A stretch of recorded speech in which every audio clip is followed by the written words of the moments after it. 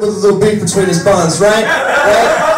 Remember when your mom would hollow out Jesus' body and fill it with spinach dip for the Memorial Day picnic? Didn't that taste good? I think I'll have some more communion, Mom. I think if you're going to change the very things that Jesus says he's made out of in the Bible, you should just go fucking nuts with it, right? The priest is up there, Jesus' body and blood broken for you, everybody. Bacon and orange juice, yay!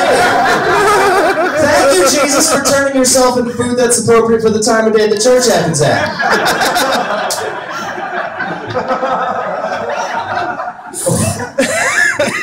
Or you could go real crazy. You could go the other way with it, get all fear factory about it, make it a test to see who loves Jesus the most. And now, Jesus' body and blood broken for you, a bowl of live tarantulas, followed by a surprise 30-story freefall. That's right. We turned Jesus' blood from a noun into a verb. We made it falling. It used to be a liquid. I don't think I can do this communion. I think I'll die. Oh, you don't think he'll save you? Get out of my church. That'd be awesome. I love that. So many dead people. My family's weird, man. My parents don't know how to manage their money at all. Here's how fiscally irresponsible my family is. Was anybody else's college fund just a box of Beanie Babies in their parents' attic? Just like appreciating in value until 2004, when your parents sit you down and say, we can't pay for your college anymore, the flea market collapsed and the value of Beanie Babies is plummeted. It's a real teddy bear market out there. Also, the literal flea market has collapsed. Your uncle's funeral is Thursday. He's airbrushing dolphins onto t-shirts with Jesus now. That uncle is completely fictional. They do that at flea markets, though. I will miss that dolphin airbrush, man. My parents got me a lot of board games when I was a kid. I know Danny was talking about board games earlier. My favorite board game my parents ever got me was this board game called Autopsy, which was a lot like Operation, but your parents couldn't afford batteries.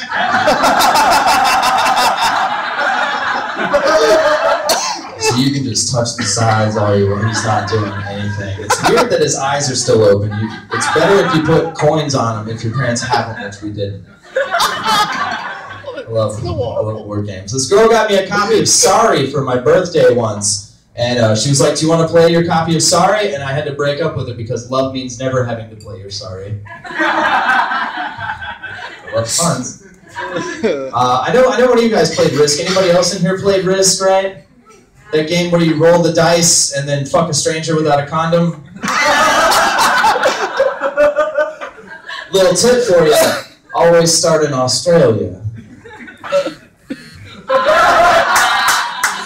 More easily defensible. I have a little sister. When she was a baby, my parents let her watch too many of those baby Einstein videos, right? And now she really regrets her role in the Baby Manhattan Project. Right? You guys remember that? Where they invented the baby atomic bomb? They dropped it on baby Hiroshima? All those dead babies. Here's a question. Why are all of the surviving Nazis so good at dealing with animals? Because they're all veterinarians. God, I love puns. I love them so much. I love puns. Did you guys know that pigeons can serve in our nation's military? Pigeons! As like carrier pigeons, messengers. Not only can pigeons serve in our nation's military, pigeons can win medals and be honorably discharged. Which means our nation's military has pigeon veterans. Which probably explains why I see so many pigeons living out on the goddamn street all the time. Where's their benefits? Woo! Oh, the pigeon's having a flashback. Government tested LSD on pigeons in the 50s. I'm a single gentleman. I try to meet ladies. I picked up so many girls' digits at the bar last night after that horrible table saw accident. Fingers everywhere. And a few phone numbers. I've been doing online dating though. A lot of people are ashamed of it. I'm on OkCupid. I'm not ashamed of it. I try to be positive about it. I don't even call it OkCupid. I call it the Netflix of pussy. That's right.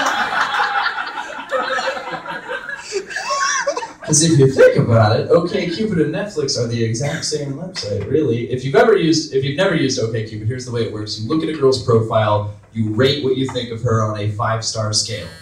The exact same 5-star scale you use to rate movies on Netflix. If you're like me and you get drunk on the internet at 4 o'clock in the morning, those two websites just blur together. You start to have thoughts in your head like, yeah, this girl's cute, but do I like her more than Rumble in the Bronx with Jackie Chan? No. 2 stars. Maybe if you did all your own stunts, I'd peel you off a slice of this dick, Beth. It's weird too. Just like Netflix, if you go on a date with a girl on OkCupid, it starts to recommend other girls to you that are similar to her. It's like, oh, you went on a date with Beth, you might like Tina, she's more adventurous. Is that code for handjob first date? I don't know. Adventurous? I like Beth, I want to see more of Beth. Oh, you're a real big Beth buff, huh? What you really want to do is Beth is actually a remake of this woman from the 50s called Her Mom. She's German. Do you like subtitles? I can't remember.